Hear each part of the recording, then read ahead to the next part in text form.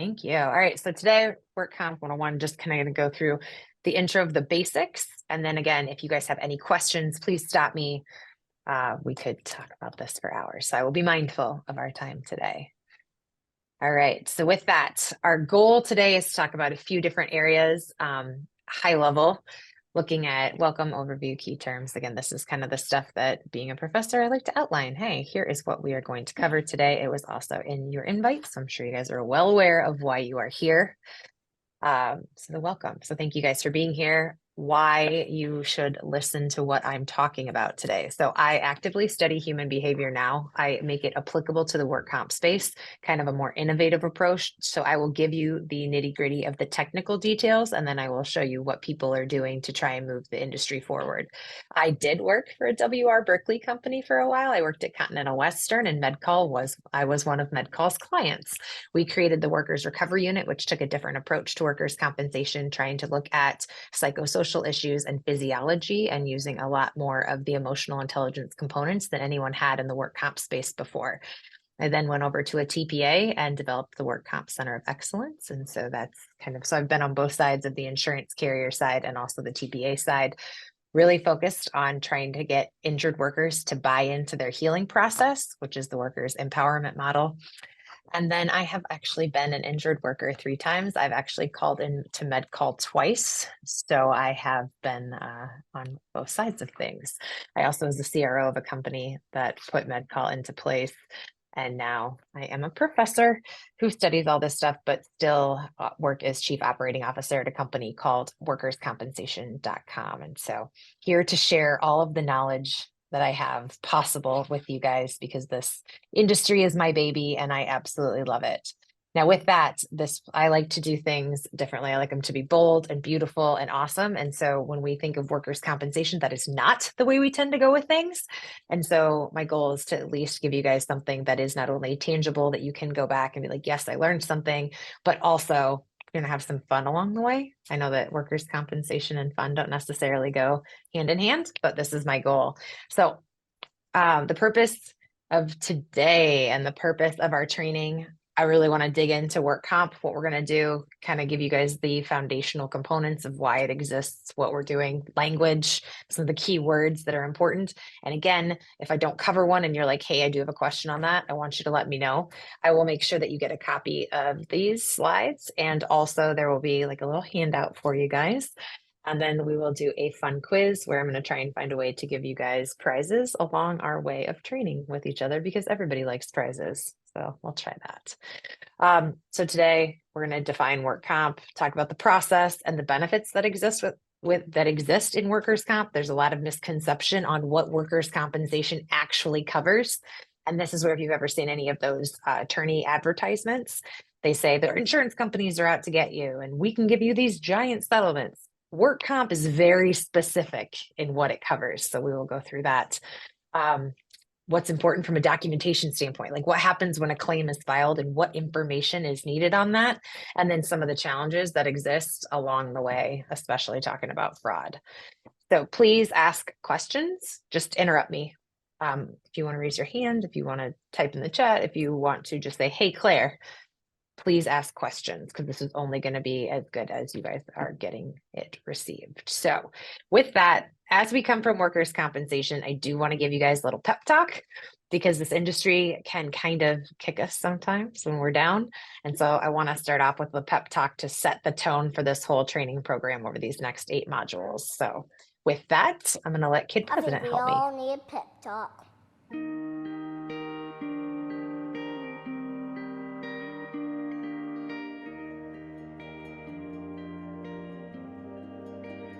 The world needs you to stop being boring.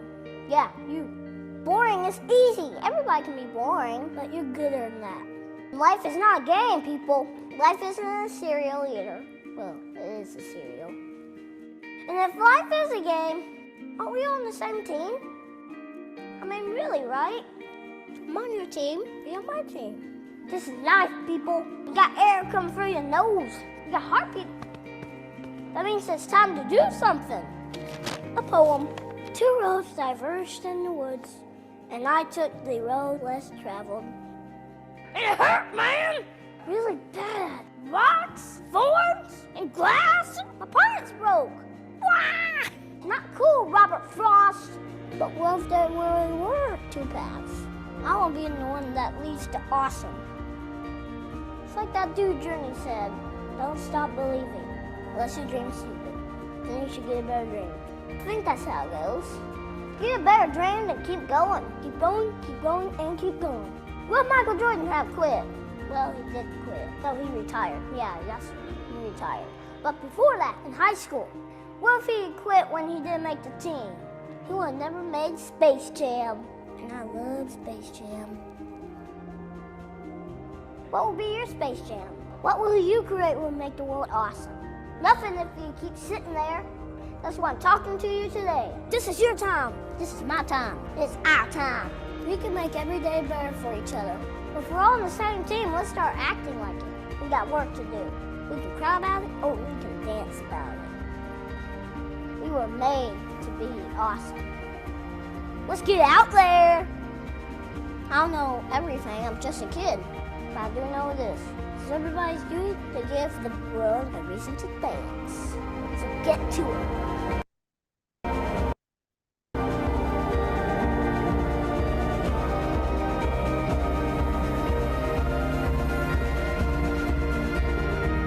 You've just been pep talked. Create something that will make the world awesome.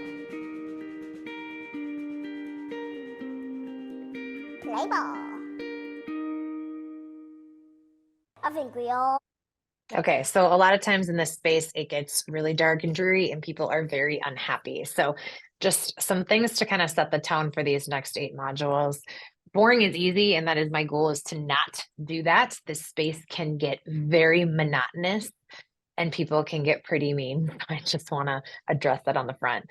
But at the end of the day, we are all on the same team. Our goal is to get people back to work and back to life. The intent of workers' compensation is to restore the livelihood of people. And so we get to be at the very front base of that.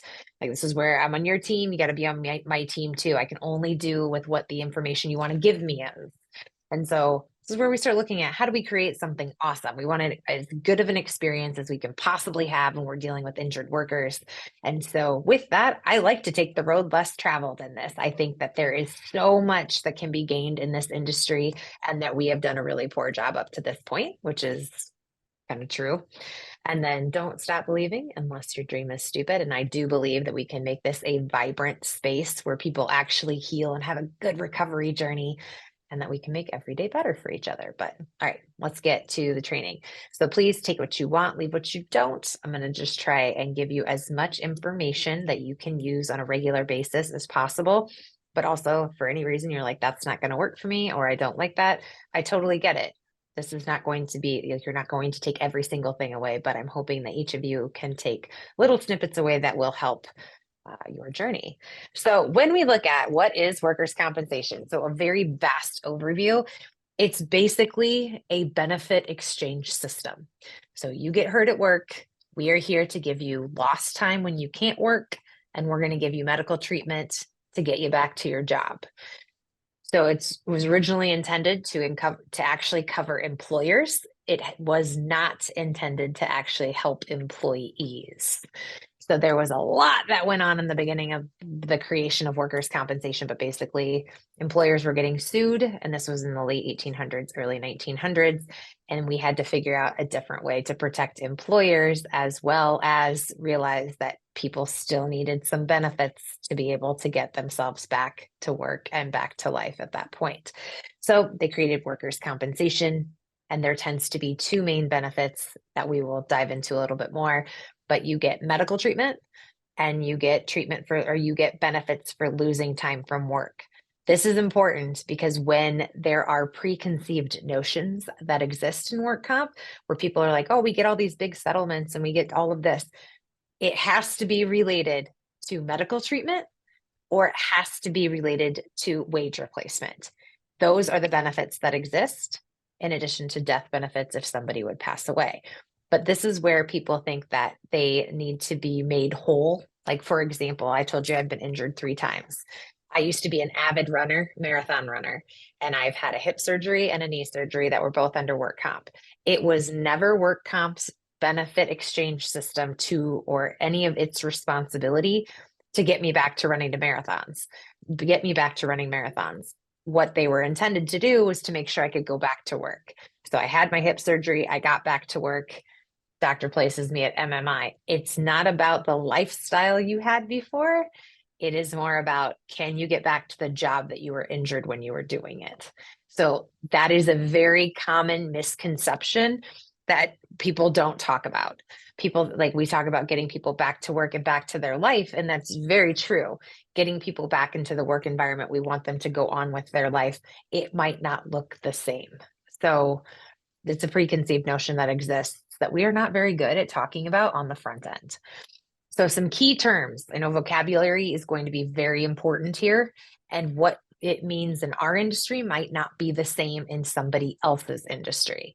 So for example, workers' compensation, here we go. It is the insurance program mandated by the law that provides compensation to employees who suffer job-related injuries and illnesses. It is mandated by law. It is every single state, which I'm sure you guys are aware, has very different laws that surround this. Employers have to have it, and it's mandated by law. So this is where it's a benefit exchange system. People, I want to say, people qualify for it. You aren't entitled to it. I've gotten my hand slapped for saying people are entitled to it. It's when an unforeseen circumstance happens on the job. Now, just because you're injured on the job, there's all these nuances that exist within workers' comp. So not everything is covered, but we will talk about that a little bit later. A claim. So a workers' compensation claim is where there is a formal request for benefits made. Sometimes these are done immediately after an injury, and sometimes people wait. Sometimes we make sure, like, okay, somebody felt an injury, or we have some type of significant loss, like somebody strains a shoulder, or maybe somebody amputates part of their finger, and there are significant injuries that are very acute in nature. There are also claims that come later, that maybe somebody's like, my shoulder just doesn't really feel that great, and they try to work through it, or they try to just take some Tylenol and not do anything about it, and a claim can come later. Sometimes those can make things more complicated, but a claim is when people are requesting those benefits. Something to consider when people are requesting those benefits, because that usually means they're calling into you guys. Some people feel really ashamed about being injured on the job, and there's a nuance of fraud that we talk about in workers' compensation. But really, I want you guys to just think about it. When people are calling you, like, our goal at this point is people are making a request for benefits. We're just trying to take that information and move on with it.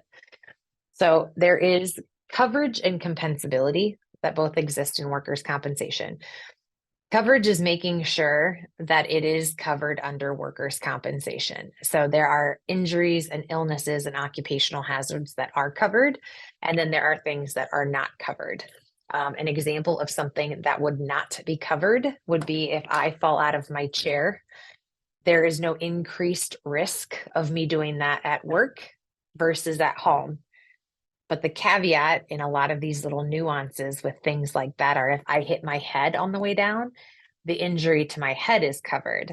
The me falling out of a chair would not be covered. And every state has these little nuances that exist in it. But for the most part, this is when we're looking at insurance coverage. We are looking at it from an injury, an illness, and an occupational hazard standpoint.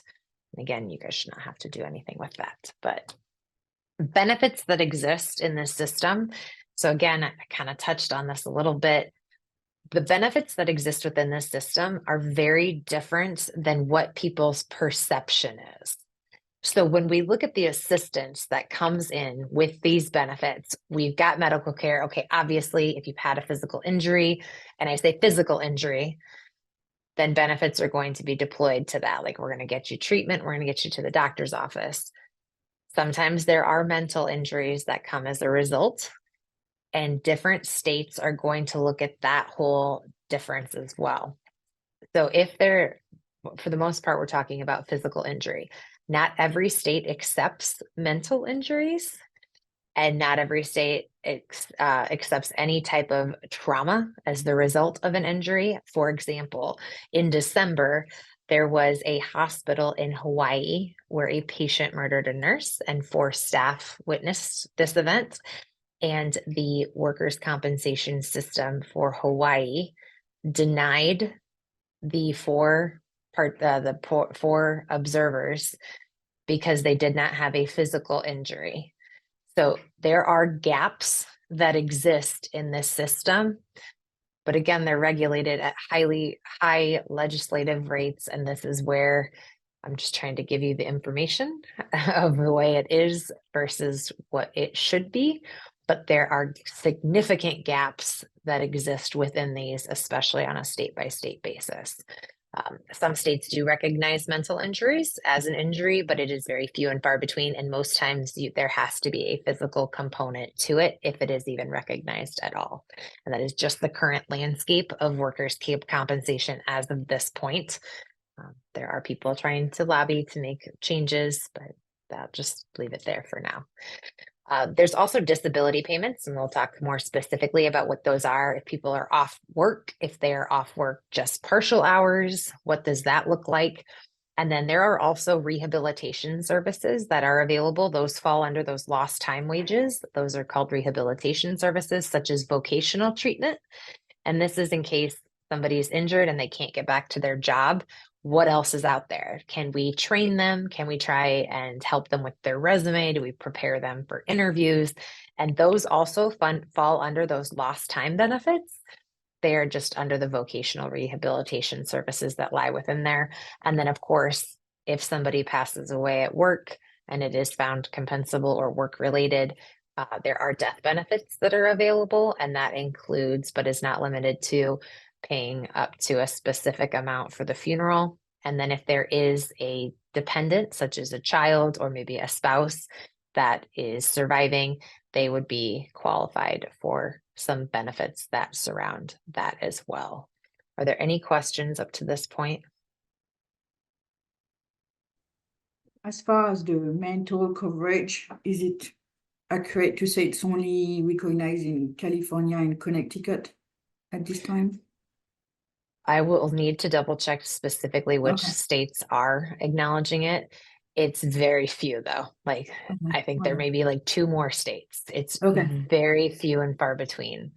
I'm pretty the Hawaii one is pretty aggressive and egregious, but this also showcases like those people have obviously been traumatized as a result of what happened, and yet they have no benefit under the work comp system. Now, this is where you can argue, well, the employer should pay for it, whatever. That's not the point. But, if had they not been at work, that wouldn't have happened to them. So it's a fascinating system that can be this is why I start off with a pep talk, because there's a lot of things that it's like, wait, that doesn't logically make sense. Correct. That is the system. So I will make sure that I clarify which ones are qualifying. Thank you so much. Mental health treatment. Hey, Claire, I have a question. Yeah, absolutely. So you're talking about coverage with a lot of companies going remote. Does remote work complicate the coverage since everyone's work environment is different or can be different? Ready for this one? It's state specific. So if you trip over a rug in Colorado while you are technically on work hours, it's covered. If you do it in Iowa, it's not, because there's no increased risk of you just being at home. It depends very specifically on the state for what is covered and what is not, which is also a terrible answer, which I understand that.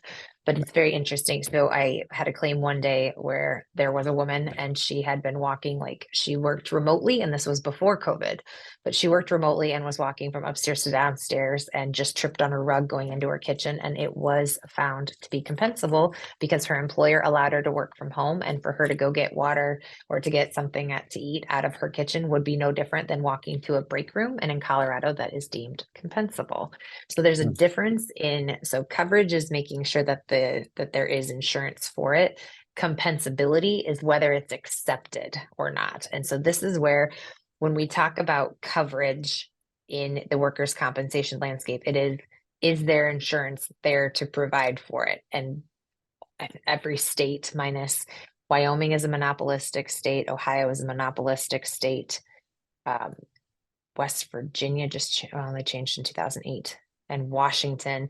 These are the states where like it's monopolistic, so the state actually administers all of the claims. Everywhere else, if you're an employer with 6 or more employees, you have to have coverage for your people.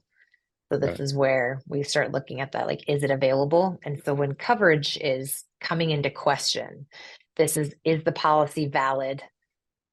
Did the insurer pay their premiums? And this ends up sticking more in the work comp space on the employer and not the employee. So from a med-call standpoint, I know we would transfer a lot of our policy information over so that in case one of our employers, one of their employees would call in, we'd be able to pull the policy over. And that's where this coverage piece comes. Like, is this employer truly represented by a Continental Western, Berkeley, Key Risk, like you name it? Is that applicable? And then when we get into, is the claim going to be covered under workers' compensation, that ends up coming under a compensability piece. So they're two different things. Coverage, is there insurance? And then compensability, is the claim going to actually be covered? Does that make sense? Yeah. Thank you. Okay. This is where stuff gets tricky. And I hate giving the answer, well, it depends, because that's a very attorney answer. Okay, disability. This is in work comp. This is what we are looking at somebody's ability to work.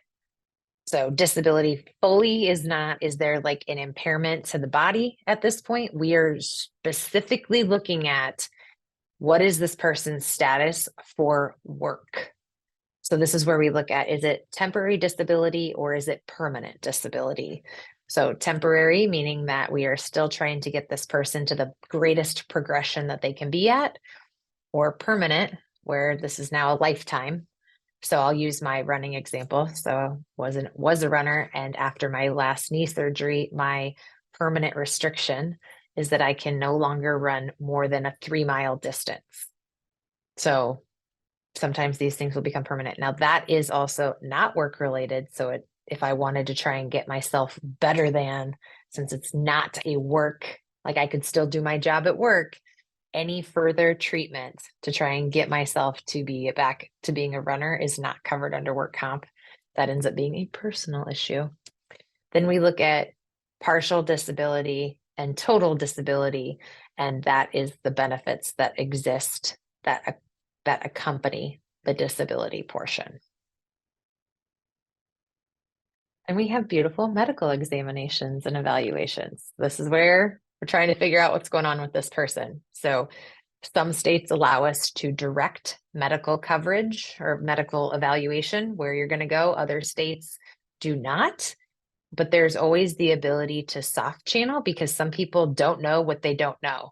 So maybe I don't ever go to a family physician, so I don't know who I should go see because I've been injured at work. This ends up being a pretty big component. I know that when we worked with MedCall, we like to say, here are the providers we like to work with. And in the states that we can direct it, please direct them to follow up there. And if we can't direct it and they ask you for a recommendation, here's who we would prefer. But this is where we have to get the employee's health status addressed. And when we're sending them to places, what we are expecting, we want to expect, where are we going? What's the extent? And I know you guys can also do this as well. So when we're looking at that, we are trying to figure out what's going on with that work-related injury and what is our work status. Two very heavy components. Then we look at return to work. This is the #1 goal in workers' compensation. Our goal is to get people back to work and back to their life. We can get them back to work. Most of the time they will return to their life pretty well. So this is just that transition of how we get there. And this is why we are always asking for, what can someone do? A lot of times when we're looking at restrictions, we talk about what people can't do. But when we're looking at a return to work program, we need to figure out what people are able to do so that they can be brought back into the workplace. This is a really heavy mindset shift for employers because they see restriction, can't do this, can't do this, can't do this. And they're like, well, I can't accommodate that. When we're working with a return to work program, we are looking for what can someone do? How do we get them back to be integrated into their workplace for, to make sure that they're still practicing self-care, they're getting themselves up in the morning, they're eating, brushing their teeth, brushing their hair, getting back into the work environment where their community is, where their team is, and things like that. Return to work programs tend to be hard for employers to wrap their head around when we're looking at work restrictions that might include hours.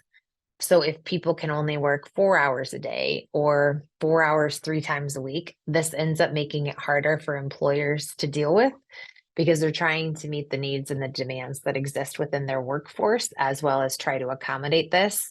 And when I'm working with employers now, I try to if people say I can't accommodate, those restrictions are way too much. Joe can't lift more than 10 pounds. We don't have work for him. I still try to encourage them to bring an employee back for at least an hour, a couple of times a week, to make sure that they keep the camaraderie that exists within their work team. They're able to be seen by their peers or their leader or HR, or somebody can put eyes on them to see, are they taking care of themselves? Are they not? Are they administering proper hygiene? Which sounds silly, but it's really important to be able to understand how people are doing. Again, workers' compensation, does not have a huge mental health focus, but these are the things that are going to be important when we're trying to get people to buy into their healing process. And so when we're looking at these return to work programs, looking at them instead of it being all or none or half or none, that we start to rethink, how do we bring people back into an environment for them to achieve, accomplish, fulfill tasks, again, take care of themselves. That's what we're looking at with these return to work programs. And then if there is an avenue where people aren't able to return to work with their employer, there are other transitional duty programs that exist where employers can then pay the injured worker for working at like a nonprofit, but they're still getting them back up into a work environment, having them do a task at hand and get that sense of accomplishment and some of that self-care. People hate it. Some love it. Most don't. And they tend to return to work quicker in the process. Food for thought on that. When we look at rehabilitation services, there's a few. When we're looking at it from a medical standpoint, that's where we're looking at physical therapy and occupational therapy. And then if we are looking more at, all right, we can't get this person back into their work environment, what are our other options? This is where we might do a survey and see, well, what jobs are available in the area? What are going to be similar to their wages? Do we need any training? Do we need to send somebody back to school? What does that look like? And that's where you build in this vocational rehabilitation piece. I have seen claims where people have become paraplegics that will go get a law degree and become an attorney. And we've got a whole different game than somebody who is disabled for the rest of their life. So this is where when we start looking at how do we empower people throughout this process, it can have vastly different results for future forward benefits, depending on how we set the stage, how we set the tone, and what we're asking people to kind of bring to the table to bring somebody back to work, or to focus on, okay, what are our next steps to put somebody back in their life? Would the carriers provide a return to work program, or would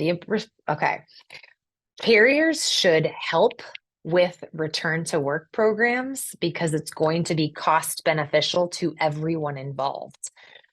The employer is responsible for implementing it and executing it. And ultimately, the return to work program resides with the employer. This is where sometimes you'll see insurance carriers employ loss control representatives or risk services professionals that will go into the employer and try to help them build a return to work program. The interesting piece that comes with the return to work is that there has to be conversations that talk about, okay, what can this person do? What can they not do? And having a conversation because of the Americans with Disabilities Act. So there has to be that dialogue, and that sits with the employer. So they ultimately have the decision of what a return to work program will look like and what they will do with it on a case-by-case basis. Carriers should be actively engaged in helping employers build these programs out, again, because it's a financial incentive, it's a financially incentivizing outcome, where if we get somebody back to work, obviously we're going to have a lower price that the claim will be in total. Plus, it will help keep the employer's mod rating down. The insurance carrier spends less. The injured worker is back to making some gainful wages. It's a win for everyone involved. However, the people that are the decision makers for if they're going to bring someone back to work tend to be that direct line leader. And a lot of times we have tunnel vision and cannot see the bigger picture for why it would be great to bring Joe back to work, where it's like, well, I still have all this work to do and I can just divvy it up between these people and not have to worry about Joe. So it's getting a different mindset shift to get people to understand why it's so important to do this and get them to embrace. So Deanna, short answer, should carriers provide it? Carriers should help with it. The employer is responsible for the implementation and the execution. And ideally, it would be the employer representative. So whoever's managing their workers' comp, could be HR, could be a work comp person. The direct supervisor and the injured worker would be brought to the table to figure out what it is on an individual case-by-case basis, so that the injured worker is not going beyond their restrictions. The supervisor is not asking the injured worker to go beyond their restrictions, and HR or the work comp person is kind of making sure that everybody is on the same page, because at the end of the day, if Joe has a 10-pound lift restriction, it's up to Joe to take some personal responsibility and accountability to not lift more than 10 pounds. So if his supervisor asks him, hey, I would like you to do this. I want you to lift this 30-pound box. Joe has to say no, because it's Joe's body. It's his responsibility. And this is why it's important to bring leadership as well as the injured human and the third party as HR work comp representative to make sure that these return to work programs, everybody is on the same page. Because sometimes you'll have people that are like, well, my supervisor asked me to do this, so I did it. And it's like, okay, but this is still responsibility for yourself. And if your restrictions say this, you are not to go beyond that. But again, a lot of this stems from communication, having these conversations and making sure that we're following even these wonderful federal laws that exist, such as the Americans with Disabilities Act. Does that help answer your question? Yes, thank you. Okay, please ask along the way. Please, please, please. Okay, occupational illness.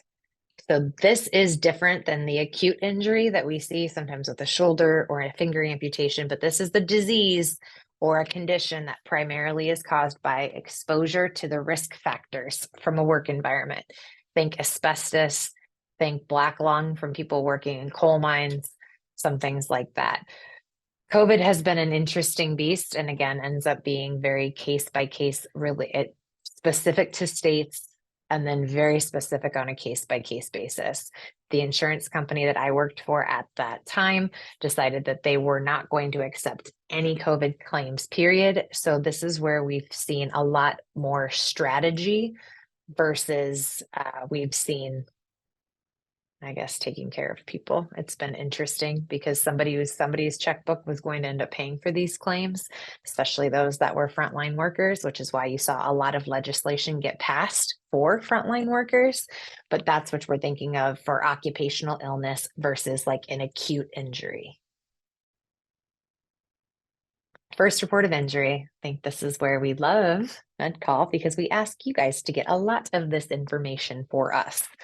This is the first report that an employer technically makes to initiate a workers' compensation claim. So people will call into you guys and then give you tons of information, and we are asking you to collect this information for a first report of injury. Most first reports of injury look similar, but each state has their own. Yay, 50 of them. It's wonderful.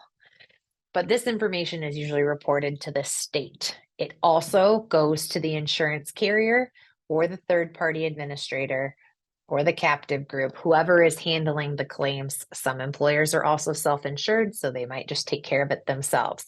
But the reason for a first report of injury is to make that claim occur.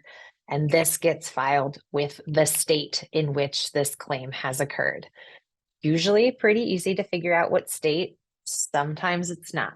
When we work with over-the-road trucking, this is where it could be where the employer lives or where the employer resides, maybe where the employee lives or where the employee was traveling at the time of the injury. So it can be as easy as it seems sometimes. It's not. It can be very specific. Give you my own personal example. I was injured once in New York City at an event that we were hosting for some other people, and that was my knee injury. And I technically could have filed in New York because that's where I was injured. I live in Iowa and my employer resided in Florida. So technically it could have been any of these. So next up, we talk about compensability, and I know that we are short on time. Yeah, go ahead. All first report of injury filed with the state, because we have an example of an employer who wants us to change the language from restriction work to limitation so that they don't have to report to the state. So I was wondering, like, all first report of injury reportable to states or only for a specific level of injury? So that will, it is state specific, but most states want a first report of injury. There is a secondary bucket that exists on a lot that will say, is this a report only claim? Meaning somebody has just said, hey, this happened. Is it a first aid treatment where, you know, you just get a Band-Aid, you get some ibuprofen, something very small, because this is also going to relate to OSHA at that point. Then there is minor medical, there is occupational visit, there's emergency room. I think there's the 5 categories. So it can be very specific to the state for what they want reports on. Being in Iowa, they want everything.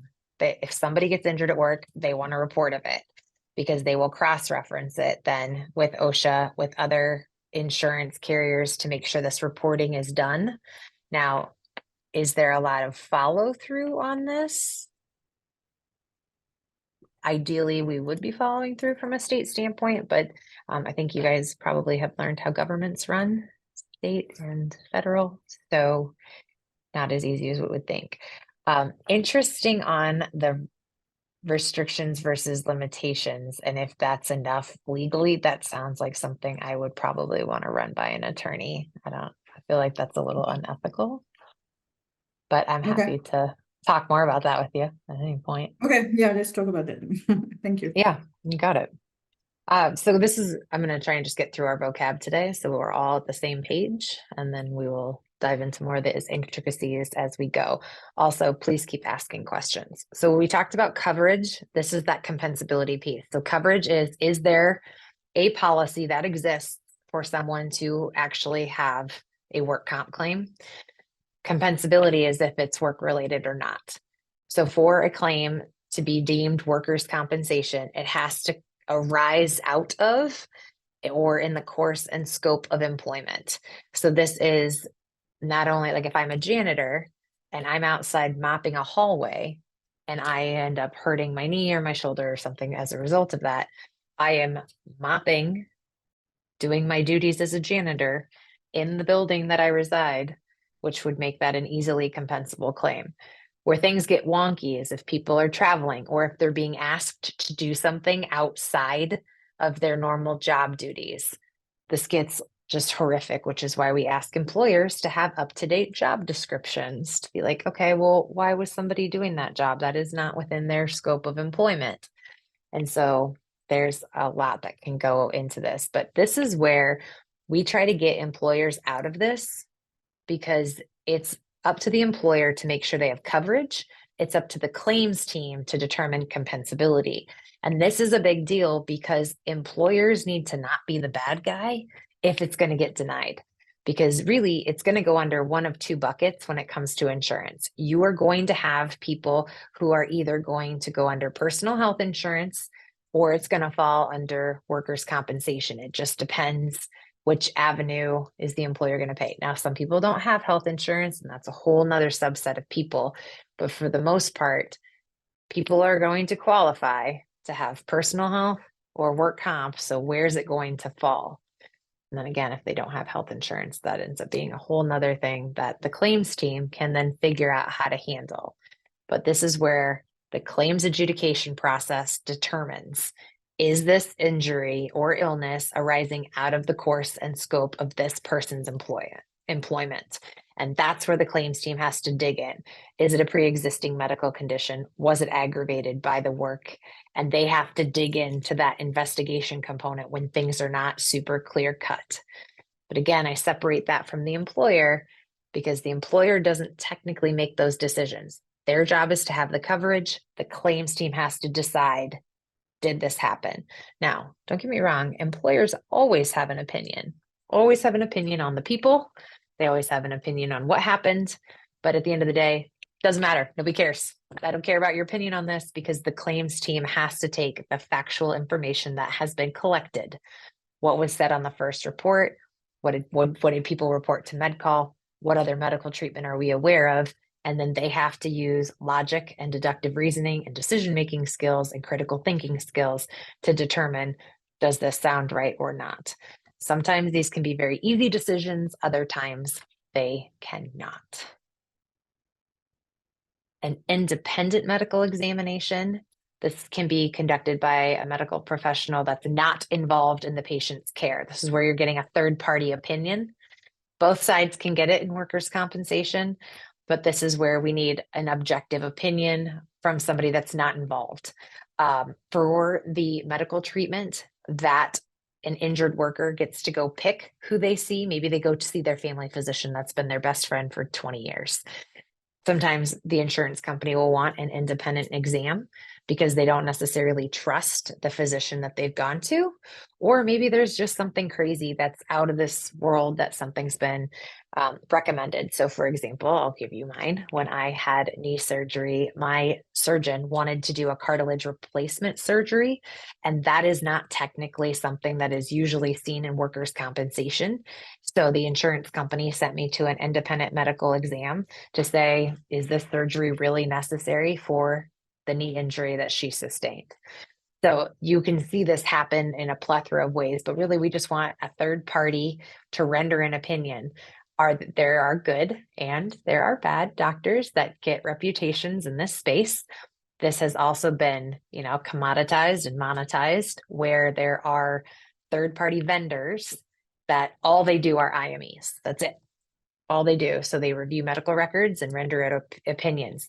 They can be done through a records review only, or they can also be seen by a physician. Obviously, being seen by a physician will carry more weight than the records review, but both are admissible in the workers' compensation system to at least counteract or to propose a different solution. And then maximum medical improvement is our goal. So once somebody's been injured, our goal is maximum medical improvement. And this is at the point where a claim is done from a medical treatment standpoint. So the injured worker's condition has stabilized and isn't going to get that much better. So I'll use my knee example. Again, while I wasn't back to running marathons, I could do my daily life activities without medical treatment for the most part. So that's where you hit MMI.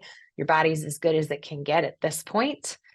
Most of the time you'll be given an at-home exercise program that if to keep your muscles up, you should continue to do this, or, hey, make sure you're still exercising, or there's like other lifelong things that can be given, but there's no need to see a surgeon anymore. There's no more need for formalized physical therapy. We have now we've restored your body or gotten it to the point that it will heal. Like it is at the maximum point of healing at this juncture. This is where you start to see claims go into settlement after this, or there's different types of resolution, but this is the holy mecca for what we are trying to decide that we are going to achieve in the work comp world. And then here comes fraud. Yes, fraud exists. This is where we look at it. It's misrepresentation or deception. I have a little bit more on this for a later date, but just to give you guys some food for thought, statistically, when we look dollar for dollar at fraud and workers' compensation, it does not come from injured human beings.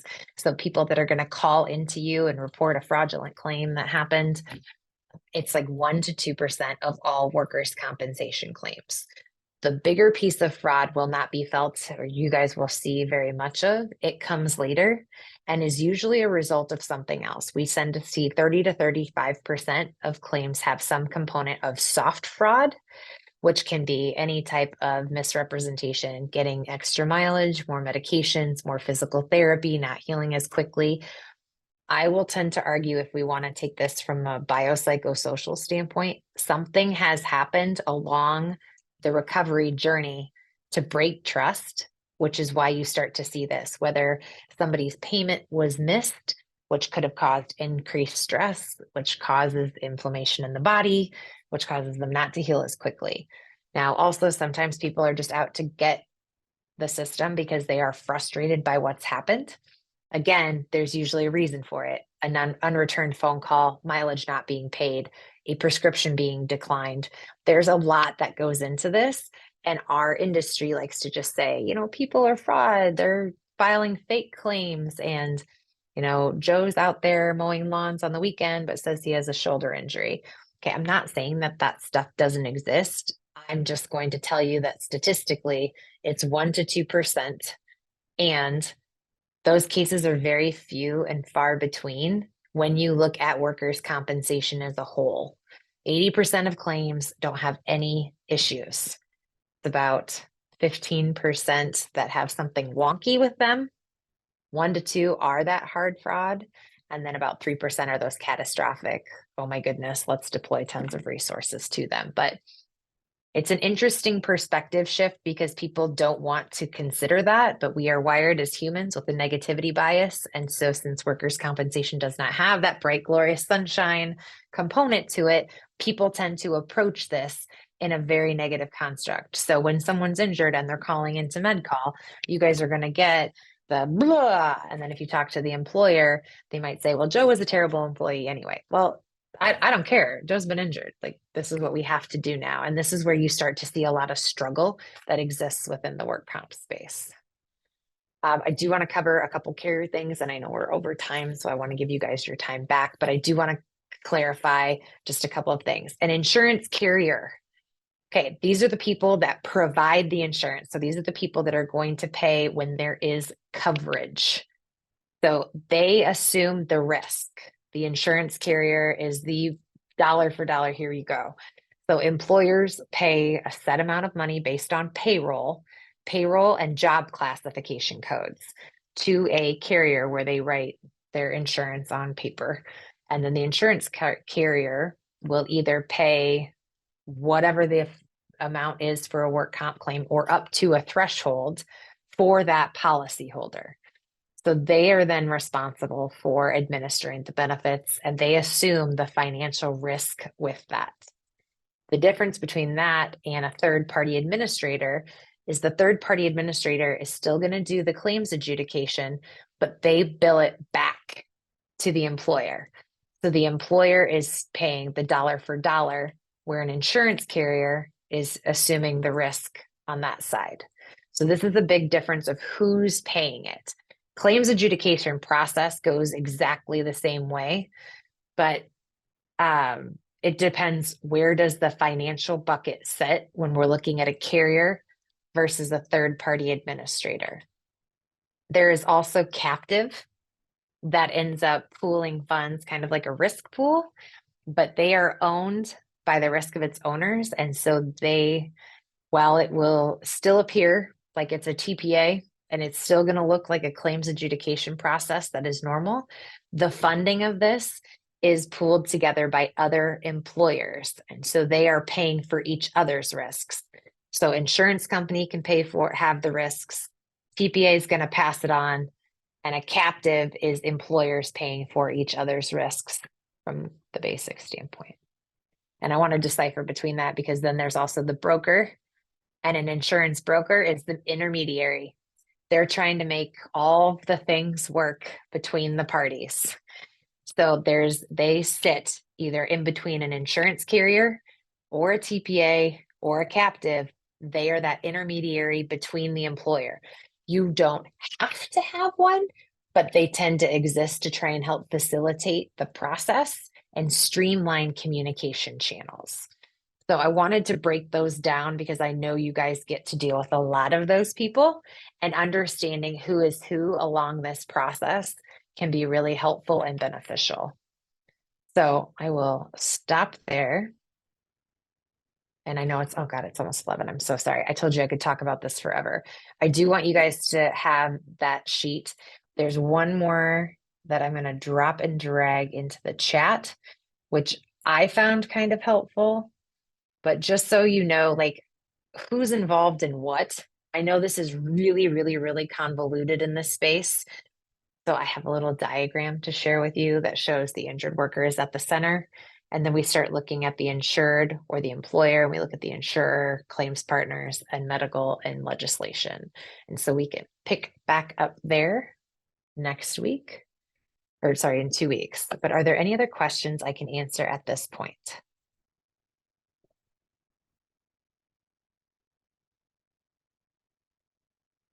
I know you're all excited and geeked up, but I try to start it with something positive. We're like, hey, we're going to have a pep talk, because what you do matters, and you can single-handedly change the trajectory of somebody's day. And this industry can be very hard and very tough and very soul draining. So my goal is to make sure that you are educated about it, and also know that you can make a huge difference from whatever seat you sit in this space.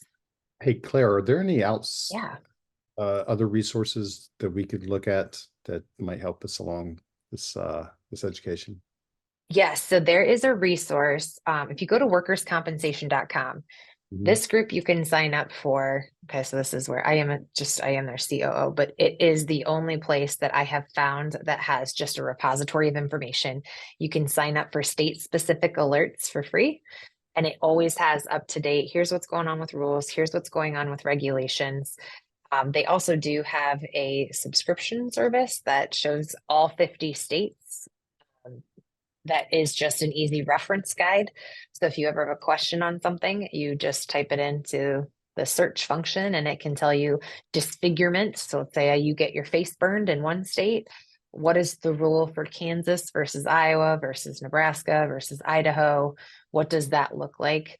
And so that has a wonderful reference. Work Comp Central also has some reference sheets available. I don't know if they are paid for. And then also every state has their own website, which not all of them are kept up to date. Yeah. Thank you. Great.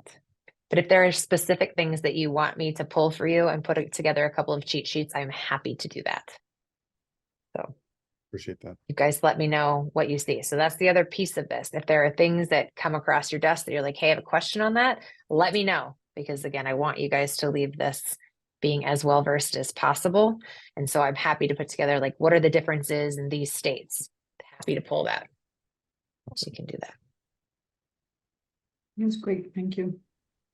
Would that website have something on video calls and telehealth versus, a regular call? That I don't know. I don't know that a lot of states have addressed that yet. Let me double check on California again, but California. Okay. I was just curious. Let me dig into that. Awesome. Thank you.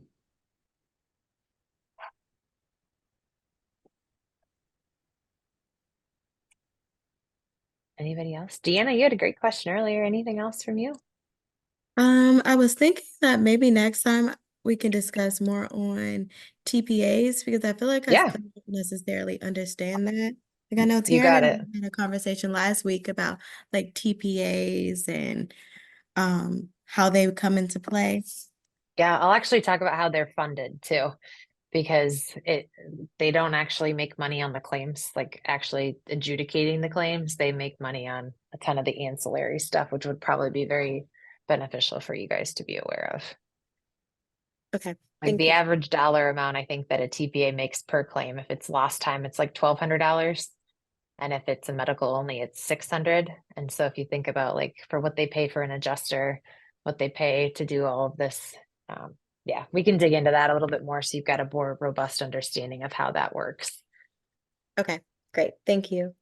And this training is specific to MedCall and is not to leave outside the MedCall walls. Okay. I will share everything I know with you guys. And also, please keep this within MedCall. Will do. Will do.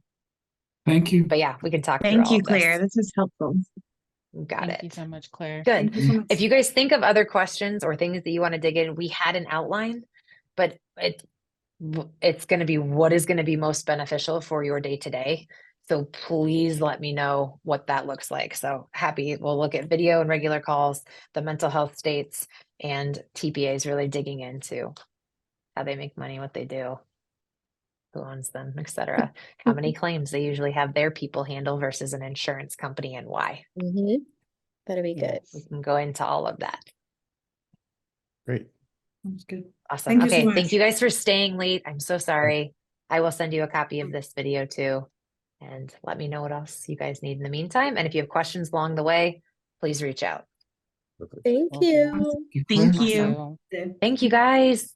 Have a great Bye. day. Bye. Bye.